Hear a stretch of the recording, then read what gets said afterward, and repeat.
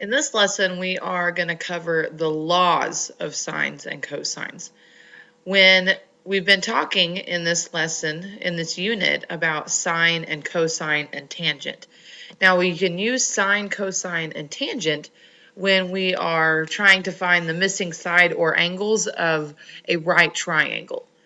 Now, obviously, you can only use sine, cosine, and tangent when you're given a right triangle.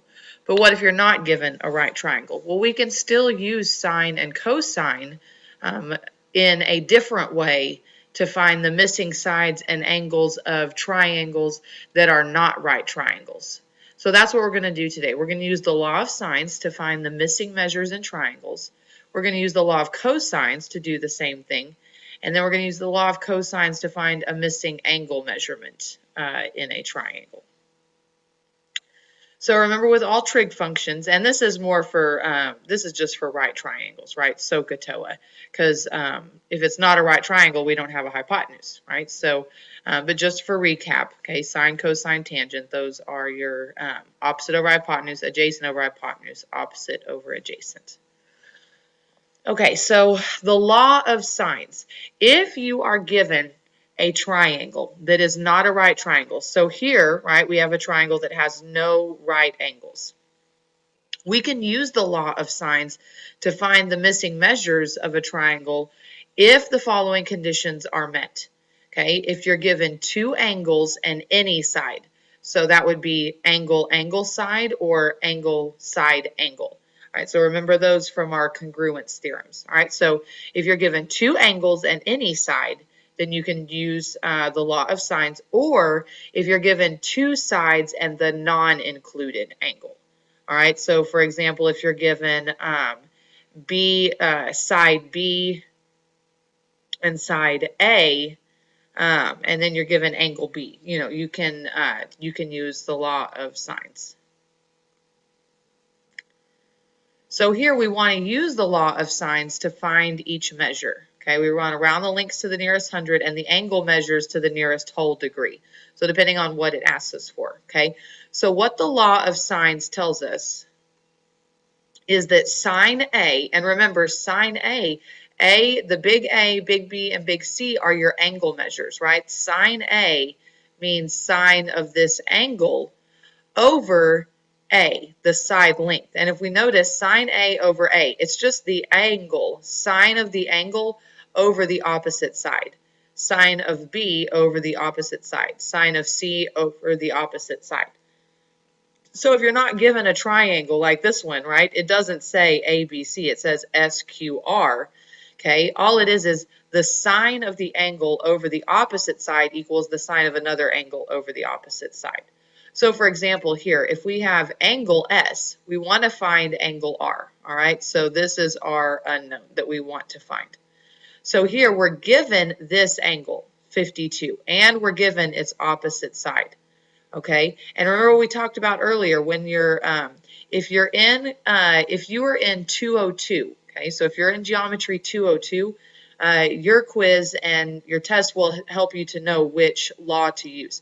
If you're in 203, it won't help you, so you have to know which law to use, okay, because we're going to talk about law of cosine here in a second. So remember, if we go back here and look, if you're given angle, side, angle, ASA, AAS, or SSA, then you can use the law of sines. And it'll make sense here in a second, because if you try to use the law of sines when you don't have enough information, you won't be able to plug in enough. But here, right, we're given two sides, side, side, and a non-included angle, SSA. So we can use the law of sines on this one.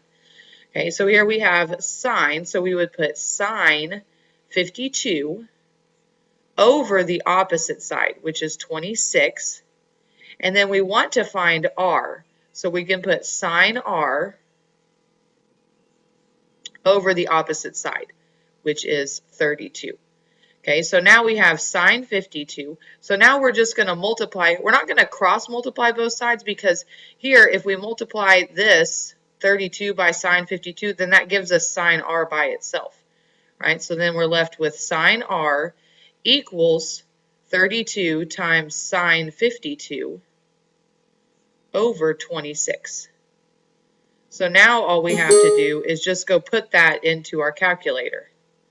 And again, remember what we talked about. We talk about this every lesson. Make sure in your graphing calculator you go to mode and you scroll down and you make sure that that degree is highlighted, all right, or you're going to get a wrong answer. So now all we have to do is just put this into our calculator. We're going to put 32 times sine 52, close the parentheses, and then we're going to divide that by 26. And that's going to give us 0.9698, or I guess we'll round up since that's a 5. We'll say 0.9699. Okay, so that gives us that sine R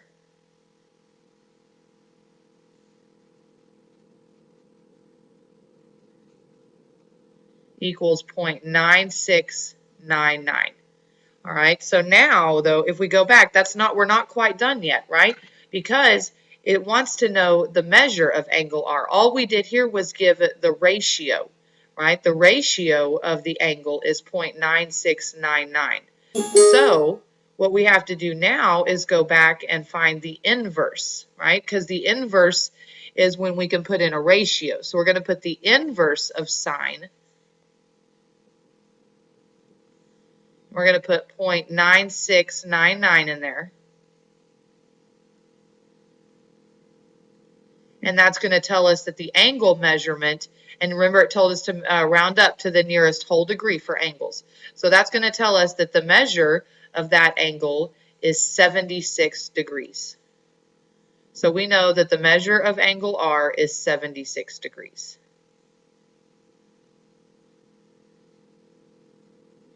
And then if it wanted us to find Q, now what we know about triangle sum theorem, right, we could just add up those two and then subtract from 180 to get that side.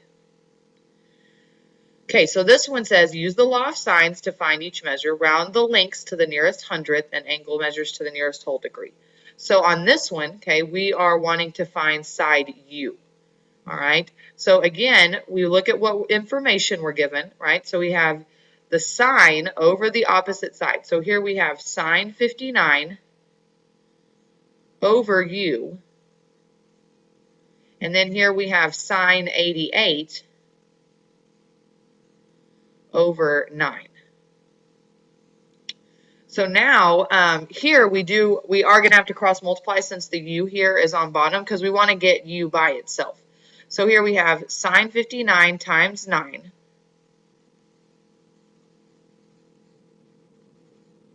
equals sine 88 times U.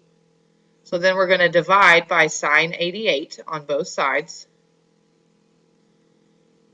And that is going to tell us what side U is. So again, we're going to go back to our calculator.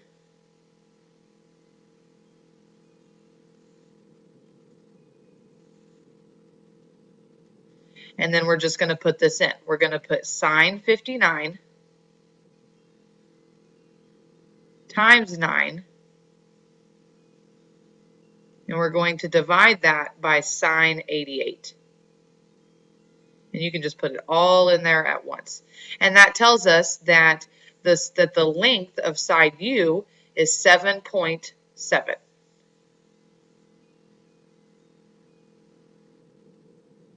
Excuse me, 7.72, because it wants us to round to the nearest hundredth. So we would say that U is 7.72.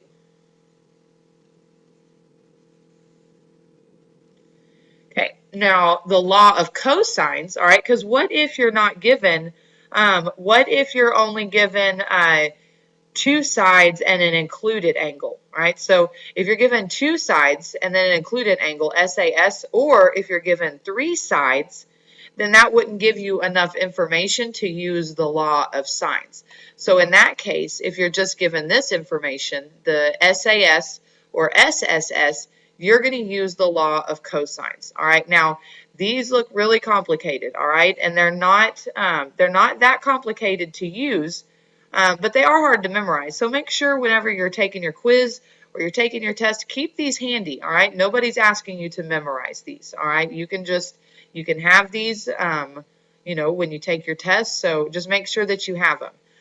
So the law of cosines, okay, depending on what information you give, and we'll talk about how you pick which one you need to use, okay? So what it says is that a squared, and if we look here, right, cosine A is going to be the angle, right? And then these small letters are going to be the sides.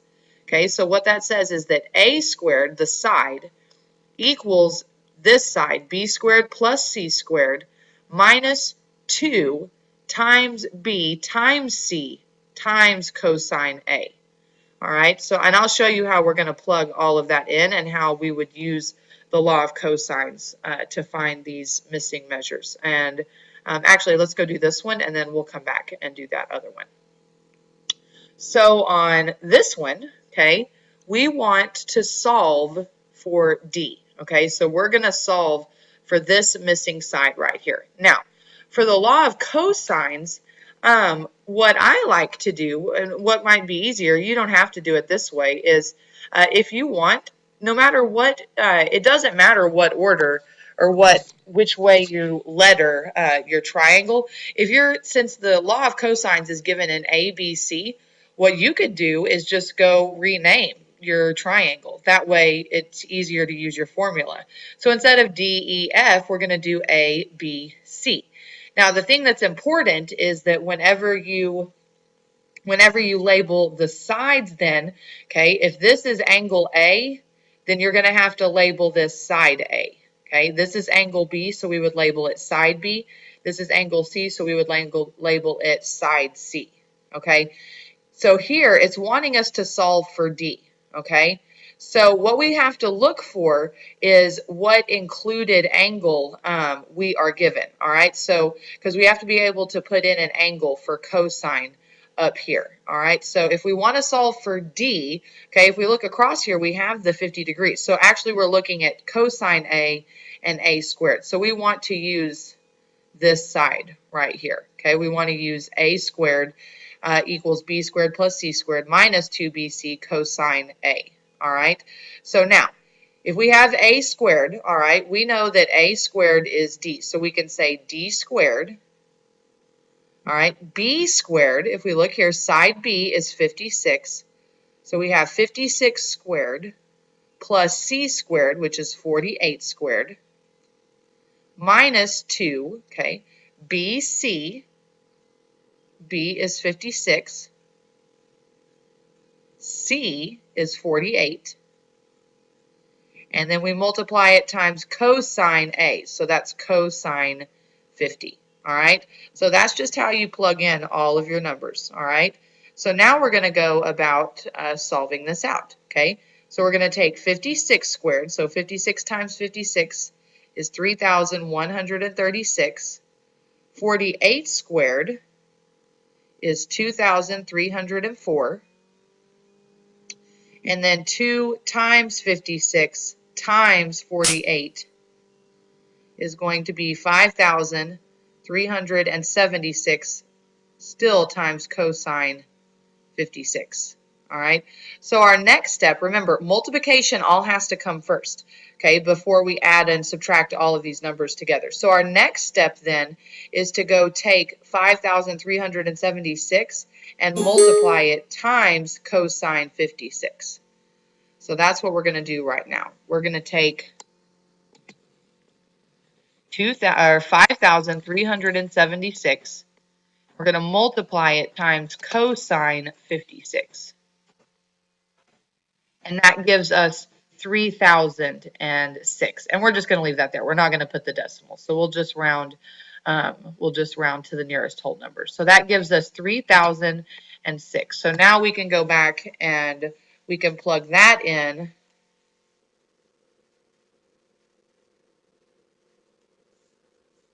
here. So we have 3,006. So after, okay, so we're going to write all this out, minus 3,006.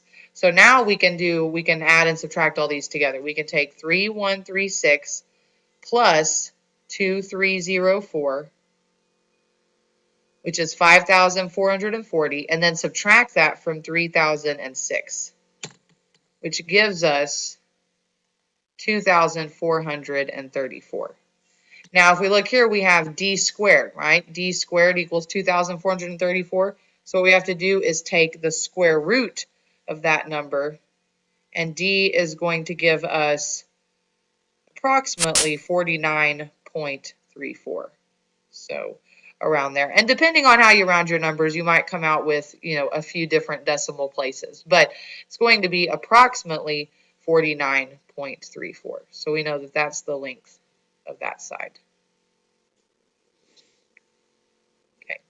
Now let's go back and find out how we solve for the measure of angle U. Okay. So again, what I would suggest, is to just go here, label A, B, C. Okay, so remember this would have to be side A, across would be B, and then across would be C. So here, if we're wanting to find angle U, all right, that means that we've labeled it C, okay, so that means cosine C. So we're going to use this one since that's the one that we're trying to figure out. Okay, so now what we're going to do is cosine C is what's going to be blank, right? Because that's what we're trying to solve for, because we don't know this angle. This is an unknown. So we're trying to find what cosine C, or in this case, since it's U, cosine U. So now we're going to plug in our numbers that we do know. Okay, we have C squared, so that's 7 squared, equals A squared, which is 11, plus B squared, which is 8 squared, minus 2 times A, which is 11, times B, which is 8, times cosine C. So now we're just going to multiply our numbers out. 7 times 7 is 49. 11 times 11 is 121. 8 times 8 is 64. And then we have 2 times 11, which is 22, times 8, which is 176. So we have 176 cosine C. Okay, and now again, remember, multiplication has to stay together, so we can't do anything with this right now, this negative 176 cosine C. So we're going to add these two numbers together. We're going to take 121 plus 64, which is 185, minus 176 cosine C.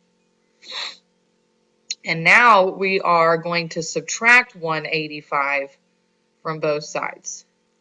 So we have 49 minus 185, which is negative 136.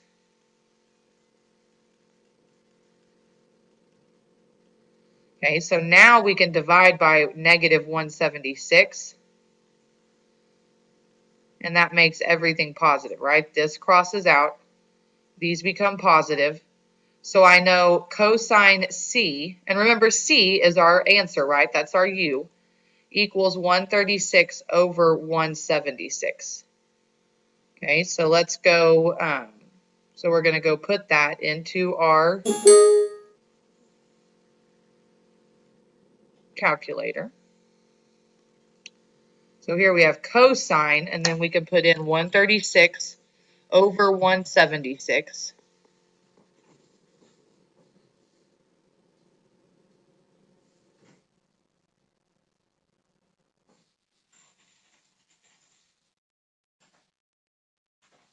And that's going to give us 0.9999.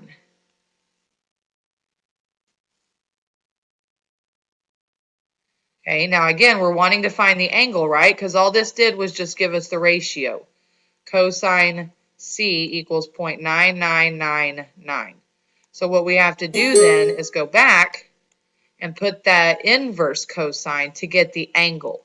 So cosine 0.9999, close your parentheses.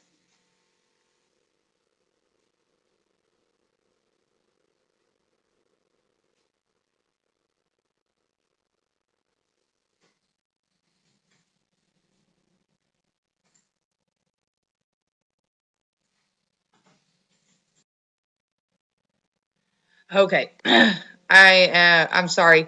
That was what okay. So actually, this is what that didn't sound right.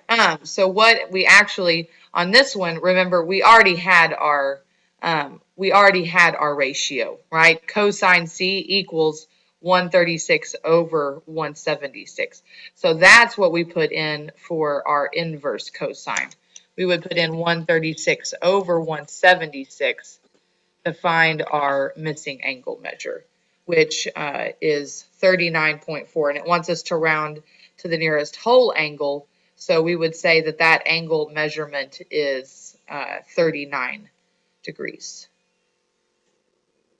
Okay, so just for recap, right? We did, when you're already given the ratio, right? Cosine C 136 over 176, then you would take the inverse of that 136 over 176, and that tells us that this is 39 degrees.